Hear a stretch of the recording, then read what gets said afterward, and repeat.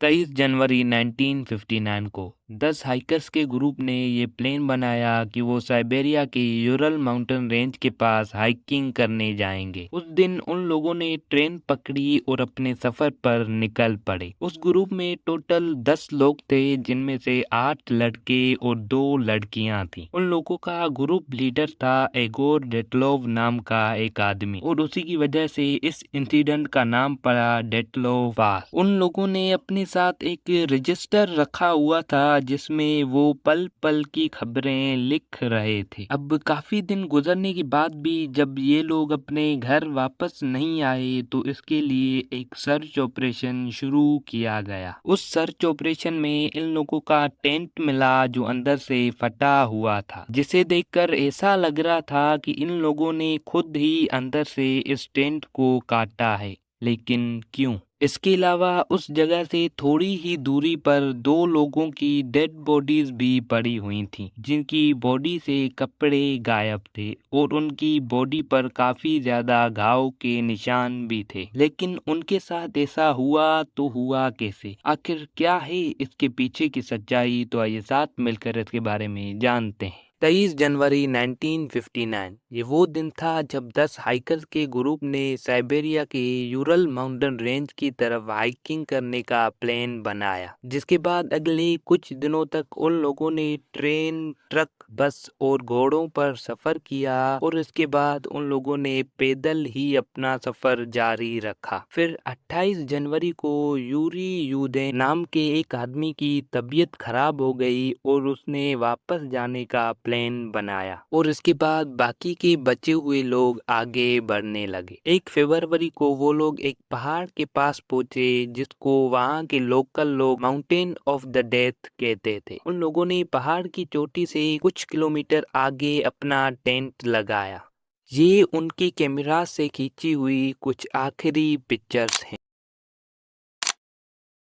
और इनके पास जो रजिस्टर था उसकी आखिरी लाइन का ट्रांसलेशन है, इंसानी बस्तियों से कई किलोमीटर दूर तेज हवाओं के साथ पहाड़ों पर इस तरह का सुकून इमेजिन करना भी मुश्किल है। अब इस पॉइंट से पहले जो कुछ भी हुआ था वो सब कुछ उन लोगों के रजिस्टर में लिखा हुआ था, लेकिन इसके बाद उनके साथ क्या हुआ ये किसी को भी नहीं पता। उनका ये सफर 16 दिन का होने वाला था, पर 16 दिन से भी 15 दिन ज्यादा हो गए थे, लेकिन उन लोगों का कुछ भी पता नहीं चल रहा था। जिसके बाद एक सर्च ऑपरेशन शुरू किया गया उन लोगों को ढूंढने के लिए। फिर इसके 5 दिन बाद 26 फरवरी को उन लोगों का टेंट मिला, लेकिन उस टेंट को देखकर ऐसा लग रहा था कि किसी ने उस टेंट को अंदर से फाड़ा हो। इसके अलावा टेंट के अंदर हाइकर्स का खाना भी पड़ा हुआ था, जिसे देखकर ऐसा लग रहा था कि उन हाइकर्स के साथ बुरा हुआ है। उसके अलावा जब रिसर्च टीम उन हाइकर्स को ढूंढ रही थी तो उनके फुटप्रिंट्स भी मिले थे, जो फुटप्रिंट्स पहाड़ से नीचे जा रहे थे। उन फुटप्रिंट्स में से कुछ जूतों के निशान थे और कुछ पैरों के,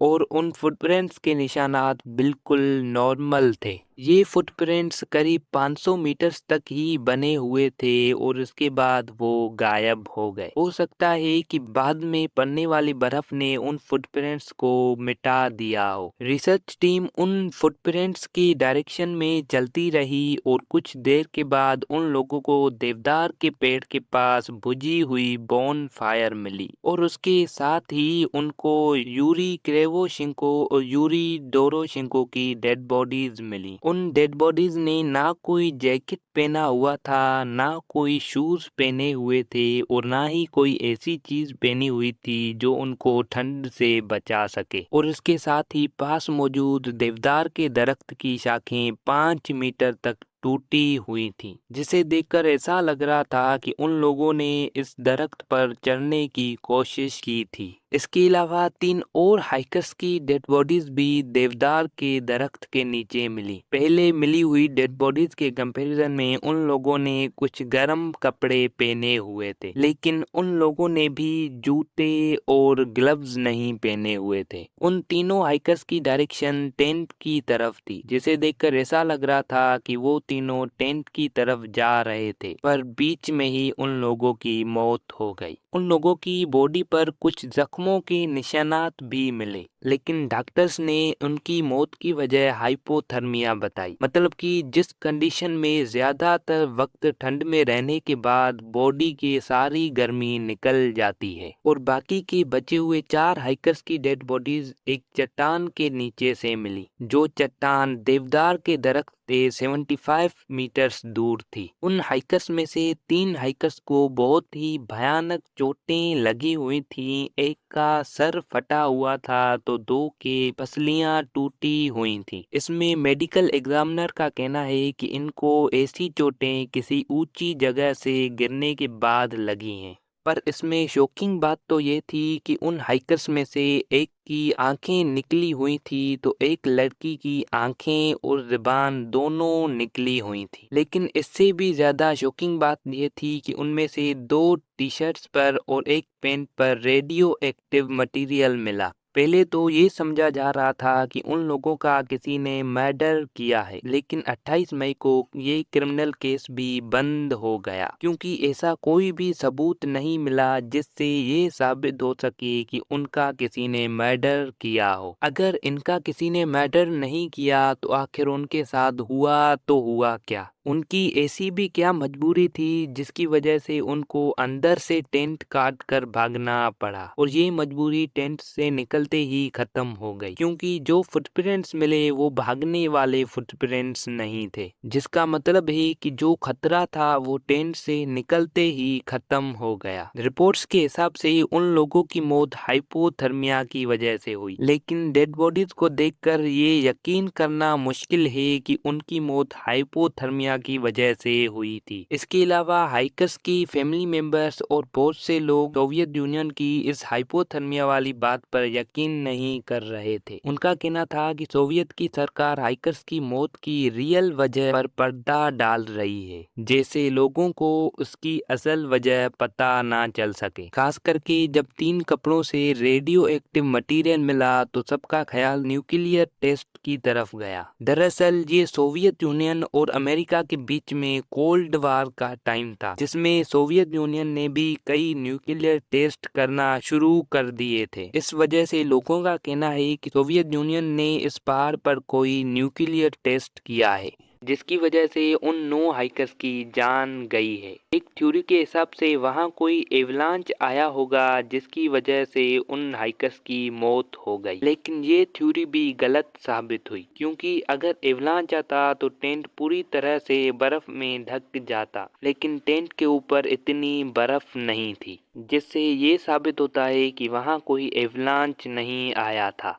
इस पिक्चर को जरा ध्यान से देखिए, ये उन हाइकर्स की तरफ से खींची गई आखिरी पिक्चर है। इस फोटो में एक लाइट दिख रही है जिसकी वजह से कैमरा सही से फोकस नहीं कर पाई। इस फोटो के बारे में बहुत से लोगों का कहना है कि ये लाइट एक यूएफओ है, और कुछ का कहना है कि ये लाइट टेंट में लगी हुई इमरजेंसी लाइट है या फिर कैंडल लाइट है, पर इसके बारे में किसी को भी नहीं पता कि आखिर ये फोटो किस चीज की है। और अगर बात करें यूएफओ की, तो अगर यूएफओ यहाँ क्रैश हुआ होता तो कहीं ना कहीं उसके क्रैश होने की निशानात मिलते, लेकिन वहाँ ऐसे कोई निशानात नहीं मिले। और रही बात रेडियो एक्टिव पार्टिकल्स की, तो ये रेडियो एक्टिव पार्टिकल सिर्फ 2 लोगों के कपड़ों से मिले। पहला अलेक्जेंडर कोलीवाथर, जो पहले एक न्यूक्लियर फैसिलिटी में जॉब करता था, और दूसरा यूरी क्रेवोशेंको, और ये भी एक top secret Soviet nuclear production में काम करता था। इसी वजह से उन लोगों के कपड़ों से रेडियो एक्टिव पार्टिकल्स मिले। और अगर बात करें उन लोगों की जिनकी आंखें गायब थी, तो हो सकता है जब वो लोग बैठे हुए होंगे तो